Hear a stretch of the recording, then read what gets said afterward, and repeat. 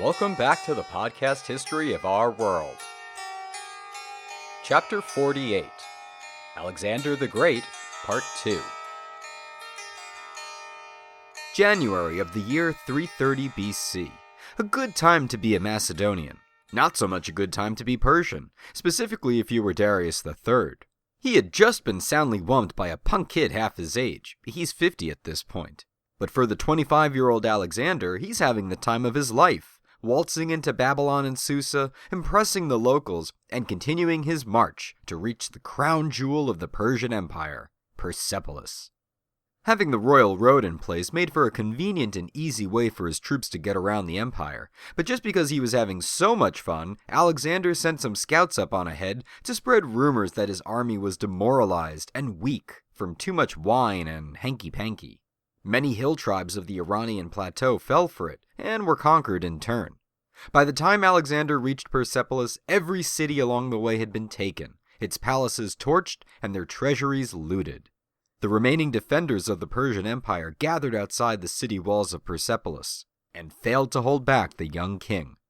What came next isn't quite clear. Perhaps it was done because of the city's significance to Persian culture, or perhaps because he felt like he owed the troops something. But Alexander allowed his soldiers to have their way with the city.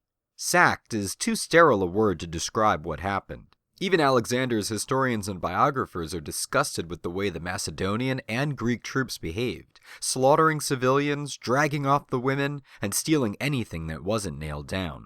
Alexander himself laid claim to all the treasures at the main citadel, accumulated since the days when Cyrus the Great first laid the foundations for the city. Here was reported some 2,500 tons of gold and silver, not to mention gems, jewels, rugs, silks, and other riches from the far-off east. The methods were brutal, but the result was that Alexander was now in command of possibly the largest treasure collection in the world. And yet it wasn't enough. The real prize was still out there, always 2 steps ahead: Darius. Reports came in that he was up north at Ecbatana, but as it was January, winter meant it was too difficult to travel through the mountain passes to reach him. So Alexander stayed at Persepolis for a few months, keeping himself busy by convincing the local tribes to accept his rule, primarily by beating them up. Except at some point later that year in 330, this city, the spiritual center of the Persian Empire and the Zoroastrian faith, went up in flames. No one's quite sure why Alexander would allow such a thing to happen. Parmenion is quoted as telling him that it was ignoble to destroy what was now his own property, but Alexander insisted it was payback for razing Athens. Seems a little spiteful, right? There's another version to this story, of course. It wouldn't be ancient history if we didn't have 2 completely different accounts of the same incident. This story deals with a woman. Thais was her name, an Athenian courtesan by trade who traveled with one of Alexander's generals, a guy named Ptolemy. His name will come up at some point later on in the podcast. It was a typical night for Alexander, and by typical night I mean he was 3 sheets to the wind.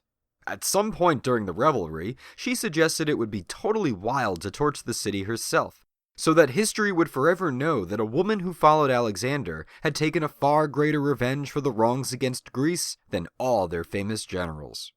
At this, Alexander spit out his wine and said, "That's the best thing I ever heard," and then they all drunkenly stumbled out of their party to burn the city down. Now the question is, does this sound like something he'd do? The historian Arrian certainly doesn't think so. Alexander is a lush, but he's no arsonist. But then again, Arrian confirms that it was Alexander's decision to torch Persepolis. So either way, the city definitely burned, but he also quickly regretted his decision. Worst hangover ever. Spring had finally arrived, and it was time to continue on after Darius, who had left Ecbatana. Alexander's army was a bit smaller now. All the Greek soldiers had been released from their service, and while some re-enlisted for additional pay, Alexander's army was now almost exclusively battle-hardened Macedonian veterans. Into Persia they marched after Darius, just like Alexander always said he would, until they reached Parthia, in modern-day northeastern Iran. Here Alexander learned that Darius had met up with his eastern satraps and prepared an army for a rematch. But it would not happen. Bessus, the satrap of Bactria, roughly modern-day Afghanistan, had decided enough was enough and arrested the Shah. This was most likely done to use Darius as a bargaining chip, and probably get a little finder's fee out of the deal. But Alexander was outraged. No, that's not how you play the game. We're supposed to fight in glorious combat, not play hostage swappy. Alexander moved in fast to chase down Bessus, but the speed at which he advanced made the satrap panic, and in July of 330 he had Darius executed. For good measure, he also declared himself Artaxerxes V, new Shah of the Persian Empire. When Alexander and his men arrived at the site of Darius's execution, a soldier found the ex-king riddled with arrows and javelins. In a sign of respect from one king to another, Alexander sent the body back to the outskirts of Persepolis, where Darius would be properly interned in the tomb of the Persian kings. Oh, and not before telling everyone that, funny story, Darius still lived when they found him. Despite looking like a pincushion, and, wouldn't you believe it, with his last dying breath, Darius proclaimed Alexander the next ruler of the Persian Empire. What are the odds? Yeah, well, I'm sure that if anyone doubted it, they'd be more than welcome to ask any of the tens of thousands of soldiers still under his employ. With this endorsement behind him, Alexander declared himself the true Shah of Persia, legitimate heir to the throne of Cyrus. At this, many Persian nobles either accepted Alexander as their leader or just conceded to his claim, including many of Bessus/Artaxerxes V's supporters. It also helped Alexander's case that Bessus was using scorched earth tactics to slow the Macedonians' pursuit, burning fields and towns in a futile attempt to starve them into turning around. By the time Alexander closed in on him in 329, Bessus's accomplices sent a letter to Alexander begging for mercy in exchange for turning him over. He agreed, and the Kingslayer was surrendered and put on trial, but not before Alexander sent Bessus over to his Ministry of Ironic Historical Punishments. Just as Darius the Great punished a similar usurper to the throne, Alexander followed suit by having Bessus's nose and ears cut off. At the trial, he was found guilty of regicide and sentenced to death, dispatched either by crucifixion or, more creatively, by having his legs tied to two bent trees. When the trees were released, the legs came with them, or as Plutarch wrote, his body was torn asunder by the recoil. Who even thinks up this stuff? Ultimately, with the death of Darius and Bessus, there was no one left to fight Alexander's claim. A Macedonian was now king of kings, and the Achaemenid Empire, which began with Cyrus nearly 200 years ago, fell. It would be another roughly 100 years before native Iranians would control their own destiny again during the Parthian Empire. A story for a future episode. For now, we check back with Alexander in the year 327. He had squashed the post-Bessus rebellions that had popped up in the eastern regions of Persia, and, well, what's next? He was Basileus of Macedon and Greece, Pharaoh of Egypt, Shah of Persia, King of Syria, Phoenicia, Phrygia, you get the idea. The titles were all there, it was just a matter of opinion over who acknowledged them. See, back home in Greece, the commander he had left in charge there, Antipater, had to put down a rebellion led by Sparta. Oh, so that's why they were quiet, 'cause they were biding their time. Clever to wait until Alexander was far, far away from home before attacking, right? Well, I don't know if Leonidas would have been proud of skulking about, but it doesn't matter. The Spartan rebellion failed, and their fate was left up to the League of Corinth. They in turn deferred to their boss, who in turn opted for mercy. After that, Greece was relatively quiet, probably in part because Alexander kept sending back loads of cargo and booty from the fighting. That's good! But he also kept drafting men from Macedon for reinforcements. That's bad. And you might want to mentally bookmark this tiny little, seemingly inconsequential fact, because it will come back to bite Macedon in the butt later on. Anyway, back in eastern Persia, Alexander had taken a brief pause to sort of bask in the limelight. Greece could rest easy now, knowing that the slights against them during the wars had been avenged. But also keep in mind that Alexander never planned on destroying the Persians. He had great admiration and respect for them. So much so that his real desire was to unite Persia and Macedon into one happy family. It'll be great. And following his victory, we see Alexander laying the foundations of this new multicultural empire. Only not everyone was keen on his methods. For starters, there was still the whole demigod thing, being the son of Zeus Ammon, and not Philip. This really ruffled the feathers of his older advisors, who had served under Philip and didn't appreciate the disrespect. They didn't see it as Alexander making the very religious Egyptians and Babylonians happy. They saw it as appeasement. And to really pour salt on the wound, Alexander was dressing in Persian robes when he wasn't in battle, and making people kneel and kiss his hand. A gesture you'd do to a Persian despot, not a true son of Hellas. He also raised more than a few eyebrows by marrying the daughter of a powerful Sogdian noble, think eastern Uzbekistan, northern Tajikistan, named Roxanne. Now they told her she don't have to put on the red light. Which is good, because Alexander's mom even supported the marriage, and you know how choosy she'd be for her baby boy. Politically, this was a very good move on his part. Alexander gained numerous allies and support from the eastern satraps, which solidified his control in a region difficult to hold down. But this also meant that the potential heir to the Macedonian throne wasn't a full Macedonian, or even Greek. He would essentially be, well, Persian. This shift in Alexander's behavior led to a few nasty incidents. The first was the execution of one of his generals, Philotas, for failing to warn him about a plot against his life. It seems harsh, I know, but the guy might have been in on it as well. Also by doing this, Alexander had to execute Parmenion as well. If you remember, he's the general who fought alongside Alexander at Issus and Gaugamela and keeps dispensing advice to him. Well, he'd also just been recently appointed overseer of the treasury at Ecbatana. Also, he was Philotas' father, so guy in charge of the money seeking revenge for his dead son? Not a good combination. He's taken out of the picture. Next up, we move to Marikanda, modern-day Samarkand in Uzbekistan. During another wine-soaked evening, a bunch of drinking songs had been composed to ridicule some Macedonian commanders who had recently lost a battle. Alexander thought the whole thing was funny, but his old pal Clitus the Black was furious that Alexander would allow this to occur in front of non-Macedonians, saying it isn't right to mock those who had met misfortune. Alexander replied that Clitus was pleading his own case when he attributed cowardice to misfortune. At this, the heavily drunk and ill-tempered Clitus stood up and shouted, "It was this cowardice of mine that saved your life, God-born as you are, when you left your back exposed at the river Granicus. And it's by the blood of Macedonians and by these wounds that you become great enough to disown Philip and call yourself a son of Ammon." Okay, and now it's Alexander's turn to lose his temper. "Damn you, do you think you can get away with talking to me like that and setting the Macedonians at each other's throats?" "I'm not getting away with it even now. Look at how I'm rewarded for all my troubles. We say those who are happy are already dead, as they did not have to live long enough to see Macedonians flogged with Median rods or begging Persians for an audience with our king." The verbal sparring escalated until Alexander chucked an apple at Clitus, and everyone rushed in to split the two apart.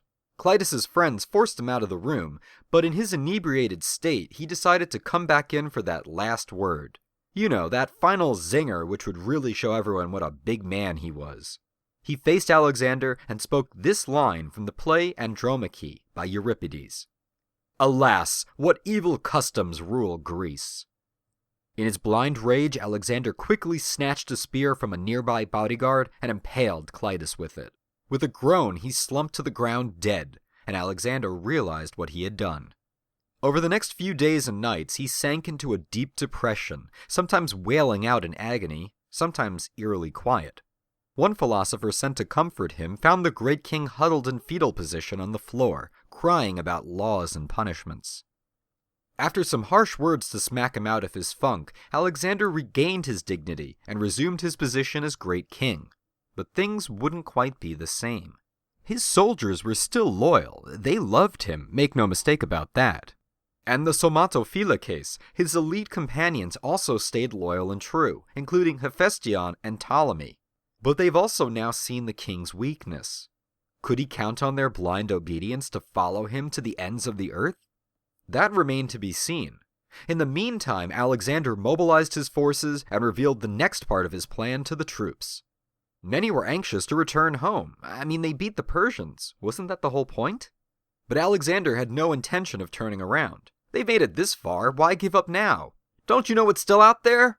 Glory, of course. Glory in the mysterious land beyond the reaches of Greek geography. Beyond the Indus River, where even Cyrus the Great hadn't crossed. Of course the Macedonians had to keep marching. In the end, Alexander's charisma won the day, and the soldiers gladly followed him over the Hindu Kush mountains in 327, on a path towards India. They knew very little of the landscape ahead. It was said there was a great desert over these mountains, and then ocean, but also that there were untold riches in these lands, just waiting to be claimed. Well, so far they hadn't found any riches. Instead, there was almost a year's worth of slogging through cold mountains and difficult conditions, fighting off guerrilla attacks from local hill people. It wasn't until 326 that Alexander finally arrived at the friendly city of Taxila, a kingdom in the Punjab region of what is now Pakistan and India. The king there, Artaxerxes, saw how useful a big Macedonian army could be in fighting his own enemies, and formed an alliance with Alexander, even inviting him to seek counsel from a group of Hindu sages. When Alexander and his men approached them, the sages stood up from their seated meditation and began to stamp the ground with their feet. Puzzled, Alexander asked why they do this. Through an interpreter, one spoke up. "O king, every man can possess only so much of the earth's surface as we are standing on. You are but human like the rest of us, save that you're always busy and up to no good, traveling so many miles from home, a nuisance to yourself and others. Ah well, you will soon be dead, and then you will own just as much of this earth as will suffice to bury you." It's said he found their words honest enough, but also found them disagreeable. Still, he knew enough to respect their wisdom and asked for someone to accompany him. All refused except one, named Kalyana, commonly known as Calanus by the Greeks. He was either a Brahmin, one of the priest caste, or a sadhu, a Hindu ascetic, but it's from him that Alexander learned much about the land of India, helping to dispel many of the myths and rumors the Macedonians had picked up, like how cloth grew from trees and ants mined for gold. Alexander continued east, making alliances with some towns and crushing others, and later, in 326, he encountered his first substantial threat. A powerful enemy of Artaxerxes who would refuse to surrender to Alexander, King Porus, ruler of the Parava kingdom, which controlled the land between the Hydaspes River, now called Jhelum, and the Assassines, now called Chenab. Parava was not a large kingdom, and Porus could only field possibly 30,000 troops with an additional 1,000 cavalry and chariots. For perspective, Alexander had a veteran fighting force of nearly 35 to 40,000. But Porus had a not-so-secret weapon, 200 war elephants. The Macedonians had seen the mighty beasts before, back at the Battle of Gaugamela, but Darius never used them. Plus there was like a dozen of them, 200 on the other hand, now we're talking. Porus rejected any offers of peace between his people and the Macedonians. In a letter to Alexander, he writes, "I have heard that you destroy countries and cities, but what are you able to do against a god? It was fate that felled Darius of the Persians, and just because you stood against him, you think you can do the same to others? But I am he that has never been conquered. Turn now, go back and depart to Hellas, for if we had wanted your country, we would have taken it before Xerxes. But as it is a wretched place, we despise it, for it has nothing worthy of a king." Alexander read the letter to his troops, stirring them up with this pre-battle smack talk. He wrote back to Porus the following. "Greetings! The minds of all these troops have been made proud by the words you have written to me, regarding that there's nothing worth keeping in Greece. Since we Greeks are poor and you Indians are rich, we naturally desire what is better. And now our minds and longings and desires are set upon the fair things found in your land. We will fight with all our heart until we take that which belongs to you." And then everyone high-fived and gave directions to the burn center and said oh snap, and look, the exchange is probably fictional. Fun, but fictional. It comes from the Alexander stories that were popular in the Roman and Middle Ages. Meanwhile, in reality, the two forces met at the Hydaspes, where Porus had taken a strong defensive position. The two sides stared each other down for what is said to have been 2 weeks. Why the delay? Well, unlike the Granicus, which was shallow enough that you could just run through it, the Hydaspes couldn't be crossed without rafts. And every time Alexander moved his camp up or down the river to find a crossing, Porus followed.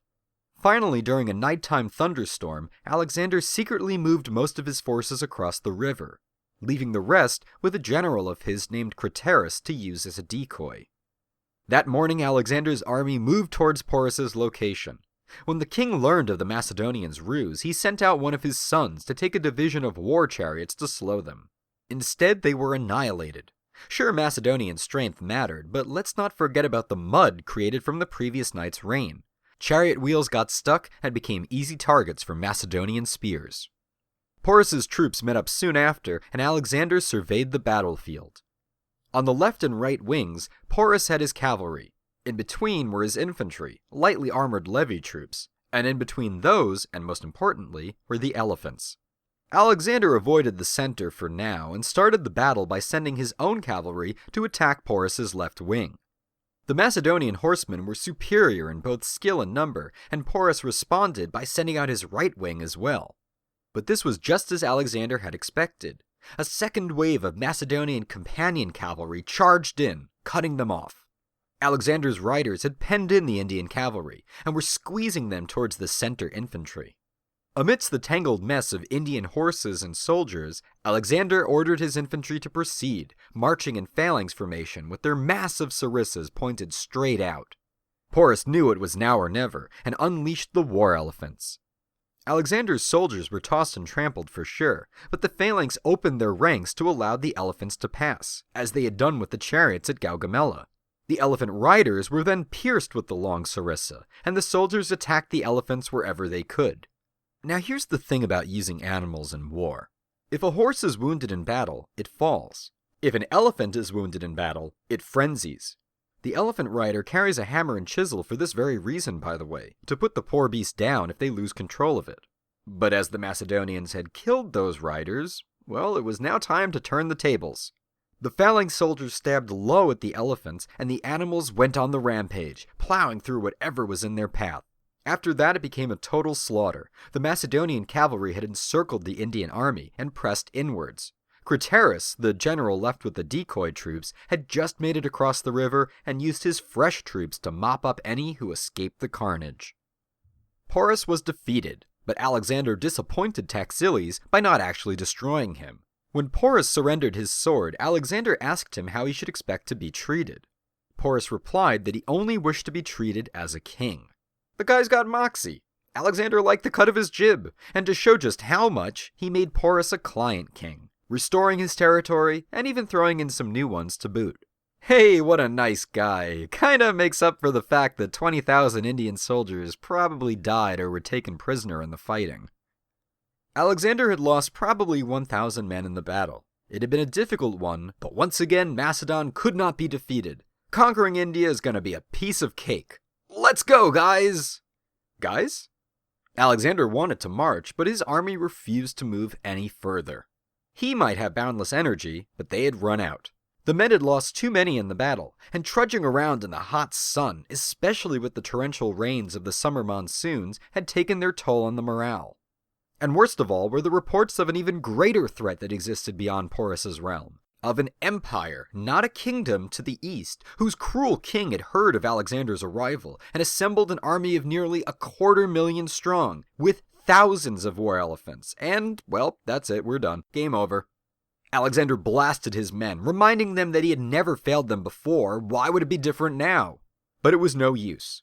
After sulking in his tent for 3 days and consulting with his generals, Alexander conceded to his men's demands and agreed to go home. It is written of their reaction that, "At this there arose a loud shout, such as you would expect from a large and joyful multitude, and many of them wept. Some drew near the royal tent and called for many blessings on Alexander, since he had allowed himself to be defeated by them and them alone." Aw, see, Alex, they still love you. On the way home in 325, he even managed to find time for more conquering, this time of the Indian kingdoms near the coast. But every battle seriously weakened the army. There was even one siege when trying to overtake a city of Brahmins that Alexander received near fatal wounds. Yeah, it was definitely time to go home. Eventually he made his way to the delta of the Indus River, where a fleet he had commissioned was waiting for him. Part of the army was to take this new fleet and explore the Persian Gulf. But Alexander, still thirsty for adventure, insisted on a different plan. This time he wanted to return home by way of Gedrosia, modern Baluchistan in southern Pakistan, and the Makran coast in Iran. The land is essentially desert, a hard and cruel place to anyone unfamiliar with it. It is here that Cyrus the Great was said to have lost an army traversing it, and turned back. It is here that Alexander decided to one-up him, and at a terrible cost. In August 325, he moved his entire army and their baggage train through the arid wasteland. The baggage train was not just supplies and pack animals, by the way. Many soldiers had taken Eastern wives and even had children with them. But it did not matter to Alexander. Over the next 2 months they moved on, and by the time they reached safety, many had died of thirst and exposure. Ironically, many soldiers died from drinking too much water when they approached a stream, or, most tragically, a flash flood which washed away the camp, including many of their families. Finally, though, they reached the safety of Susa, and back in the heart of his empire, Alexander held a great celebration to honor the conquest of India. Just roll with it. Part of the celebration was his marriage to 2 more Persian wives, both daughters of previous shahs, and marrying off other Persian noblewomen to his officers. He then permitted his veterans to return home, although many didn't want to and were offended by the notion, and began training Persian soldiers to become a new fighting force. If he's got to sit still, he can at least start planning for the future. He'd rest, build up his army, grow strong, and set out again. Who needs to go back to India? Porus has that covered. And anyway, to the south were the riches of Arabia. That could be fun. Or how about Carthage? They've been lording it up in the Mediterranean for too long. And then, well, there's these reports that this city in Italy just keeps getting stronger and stronger. It might be worthwhile to check it out before they get too big for their own britches. But the best laid plans and all. In November of 324, Alexander's best friend Hephaestion died of alcohol poisoning.